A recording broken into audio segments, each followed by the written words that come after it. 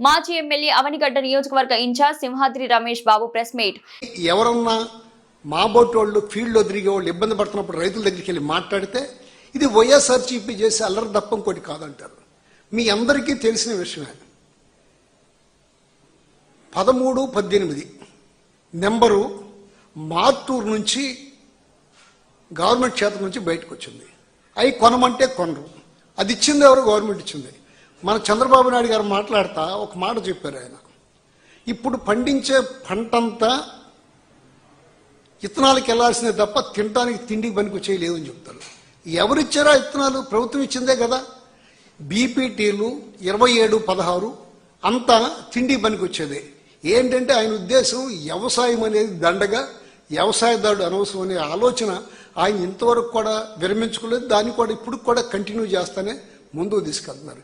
ఈ పరిస్థితులన్నీ చూస్తున్నప్పుడు రైతు తల్లకిందులైపోతున్నాడు. ఇవాళ ఆ రైతులంక చూస్తుంటే కళ్ళమ్మటి నీళ్లు పెట్టుకుని ఆ భార్యాభర్తలు ఇద్దరు కబులు కేసిన వాళ్ళు, 4 ఎకరాలు 3 ఎకరాలు పొలం ఉండేవాళ్ళు ఐరాన్ పడిపోతున్నారు. ఈ ఐరాన్ చూసి మీ ఓటు వాళ్ళతో ఇదంతా ప్రభుత్వానికి తెలియజేస్తాను, ఇప్పుడన్నా జాగ్రత్త పడతారే ఉందండి.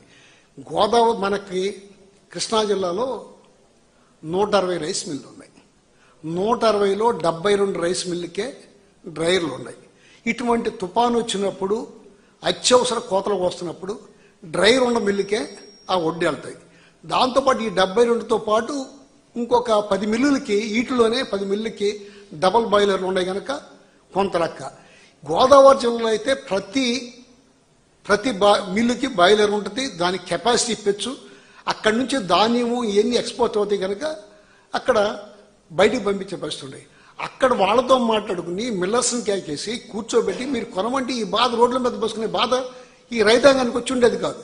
ఏమాత్రం రైతు ఏమైపోతే అయిపోయాళ్లే, నాకేమీ బాధ్యత లేదన్నట్టుగా వ్యవహరిస్తున్నారు తప్ప ఇంకోటి కానే కాదు. చంద్రబాబు నాయుడు అనొచ్చో అనకూడదు నాకు తెలియదు, కానీ ఎప్పుడు అధికారంలోకి వచ్చినా వ్యవసాయదారుడు మా నానుడు ఉంది ఊళ్ళల్లో, గొడ్డొచ్చిన నెల బిడ్డొచ్చిన నెల అంటారు. వ్యవసాయానికి ఎప్పుడు వచ్చినా, ముఖ్యమంత్రికి ఎప్పుడు వచ్చినా వ్యవసాయదారుడు మాత్రం కష్టాలు పాలైపోతుంది. ఉల్లి, మిర్చి, పత్తి ఒక్కటి కాదు, అన్ని రకాలుగా రైతాంగం అంతా ఇవాళ ఇబ్బందుల్లోకి నెట్టబడింది.